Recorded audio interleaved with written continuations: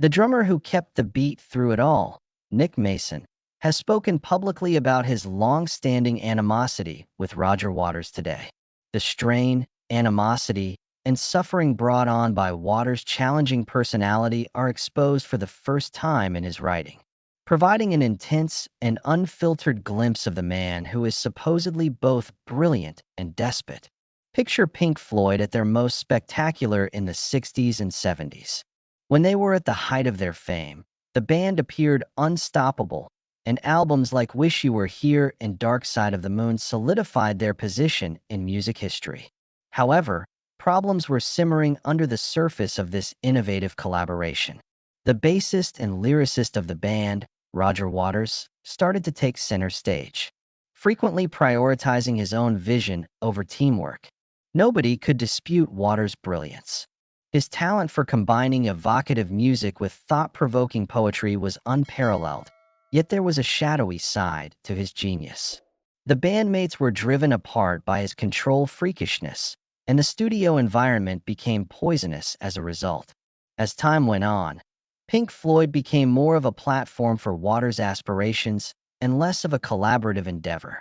Waters had assumed nearly all control by the time they recorded The Wall in 1979, directing and composing the music as well as the story.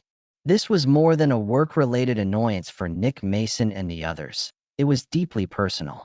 The band's once strong bond had crumbled, giving way to animosity and estrangement. Recording sessions became battlefields due to Waters' perfectionism and his refusal to accept competing viewpoints.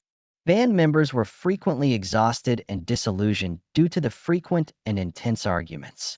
As Mason's problems escalated, Waters' feud with guitarist David Gilmour burst into open animosity. The band's identity rested on Gilmour's passionate vocals and melodic guitar skills, but he frequently clashed with Waters' domineering manner. Although their creative differences were obvious, the personal hostility between them was what really pushed a wedge between them. Waters often downplayed Gilmour's impact, even going so far as to say that Gilmour was merely a competent guitarist. Likewise, was resentful of Waters' authoritarian personality and callous attitude. Conflicts escalated to a climax while The Wall was being recorded. On some crucial tracks, Waters disregarded Gilmour's contributions and even had session musicians record parts that Gilmour could have easily performed. Waters and Gilmour's friendship had severely degraded by the time Pink Floyd started on the Wall tour. They scarcely exchanged words. In sharp contrast to the flawless performances that the audience saw, the anxiety on stage was tangible. The group was dissolving behind the scenes. The rivalry with keyboardist Richard Wright was as vicious as the one with Gilmour. They flat out asked Wright to leave the band during the Wall sessions. Wright, a founding member, had become more estranged from the group and contributed less artistically, which had been creating tension for years. Wright felt stifled by Waters' autocratic style, while Waters interpreted it as incompetence and sloth. Wright was unexpectedly let to remain on as a paid musician for the Wall Tower, even though he was forced to leave Pink Floyd. The agreement was so humiliating for Wright that it permanently damaged their relationship. After all these years had passed, Wright still considered it a defining event in his life, a sobering reminder of how poisonous the band's dynamic had been under Waters' direction. It was inevitable that the hostilities would end by the mid-1980s. After realizing Pink Floyd couldn't continue without him, Roger Waters decided to leave the band. He was taken aback when the other members persisted without him, churning out albums and going on lucrative tours. Went to court to prevent them from utilizing the Pink Floyd name, but he lost the lawsuit. This infuriated him. The enmity was only exacerbated by this court dispute. Waters denied for a long time that the band had been successful after he left, claiming that their music was uninteresting and superficial. Fans and former bandmates alike were turned off by his intransigence, which they perceived as a base and self-serving dispute. Roger Waters paid a heavy price for his genius, which shook arenas and changed rock music forever. His obsession with success frequently undermined the relationships that meant the most to him. The turbulent combination of passion, control, and estrangement that made up Waters' public character was mirrored in his private life. Even though he was married 4 times, his perfectionist streak and unwillingness to compromise often caused problems in his personal relationships and in his business collaborations. Perhaps the most heartbreaking aspect of his first marriage was the simplicity with which he wed Judy Trim, his boyhood sweetheart.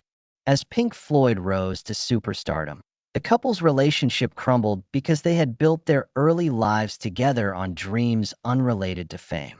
Their once defining intimacy and trust were severely curtailed by Waters's demanding schedule and dogged pursuit of success. The marriage had already ended by 1975. Tragically, Waters's personal life would always take a back seat to his unwavering commitment to his career. Even subsequent marriages, which offered joy at times, eventually fell apart due to Waters' Caroline Christie, his second wife, weathered the storms of marriage to an idealist whose ideas frequently demanded absolute obedience. Waters' excessive expectations of himself, his career, and people around him caused their once passionate relationship to deteriorate. His brilliant mind caused their relationship to be both chaotic and irresistible, according to their friends. Their love story couldn't endure. The paths taken by Waters' subsequent marriages were eerily identical. He was attracted to love, but unable to completely embrace its vulnerability. He seemed trapped in an endless cycle of yearning and disconnection. In his personal relationships, as much as in his music, his obsession with perfection created an environment where imperfections, whether actual or imagined, were accentuated.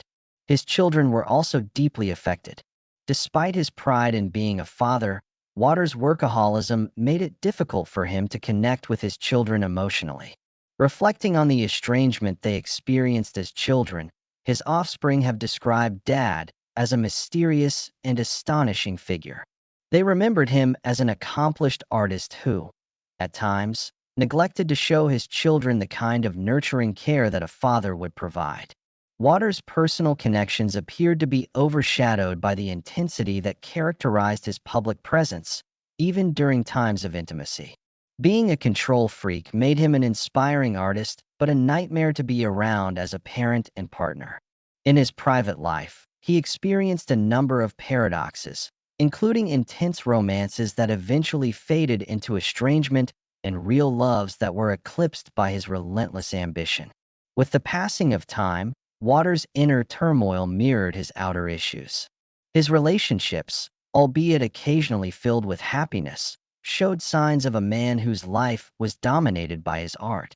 Being near Roger Waters was not cheap for his loved ones. It was a sobering reminder that brilliance frequently has a shadow that envelopes not only the creator, but also those in his immediate vicinity. As he stands today, Roger Waters is both a cultural icon and a controversial figure in rock history. On the one hand, his impact on music is undeniable. Albums such as Dark Side of the Moon and The Wall are more than just recordings. They are cultural touchstones, providing the background music for countless generations of self-reflection and defiance. Although his brilliance is greatly admired, his legacy is also marked by strife, friction, and the immense personal sacrifice he made for his art. Although it provided the band unprecedented fame, Waters' creative domination in Pink Floyd also shattered its foundation. The group became a vehicle for his vision due to his obsession with control, which frequently hindered collaboration. Even though his unwavering attitude drove his comrades away, it was his brilliance that powered their finest works, the haunting lyrics, the big ideas, and the emotional resonance. Nick Mason views his decision to speak up as an opportunity to confront the mythology surrounding Pink Floyd and Waters in particular. A tale of resentment, power battles, and broken friendships lies beneath the soaring tunes and global tours. One may learn a lot about contrast from Roger Waters' life. His personal connections appeared to mirror the topics he investigated in his expansive epics, such as The Wall, which he created to capture the isolation and hopelessness of an entire age. The ideas of emotional distance, isolation, and control were intrinsic to his life. They were not just metaphors. Although his fans appreciate his talent for expressing honest, relatable feelings, individuals who were in his immediate vicinity frequently found that these qualities were more of a hindrance than an asset.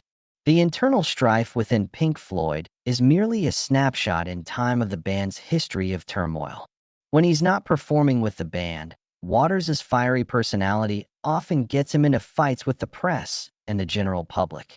Despite his strong beliefs, his political positions have caused debate and controversy, which has only served to solidify his image as someone who enjoys being the center of attention. Unfortunately for his relationships and reputation, Waters is not the type of man to back down from a fight. On the contrary, he often leans into it. His professional and personal problems have overshadowed his accomplishments, but they have also shown how multifaceted he is.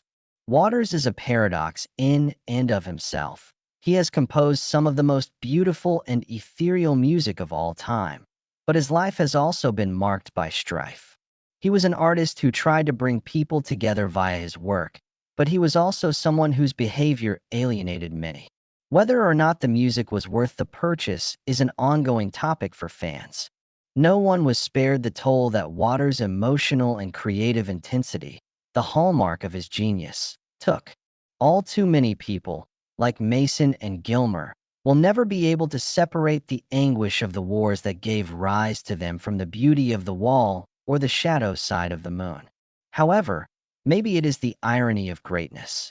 Despite its chaotic beginnings, Roger Waters' history proves that art can rise above any obstacle. The breaks, the fights, and the sadness are not incidental details, but rather essential parts of his story. The delicate balance between creativity and destruction is ultimately brought to light by Waters' life and work, which forces us to face the sobering reality that brilliance frequently has a price. And for Roger Waters, that price is still being felt. I appreciate you tuning in.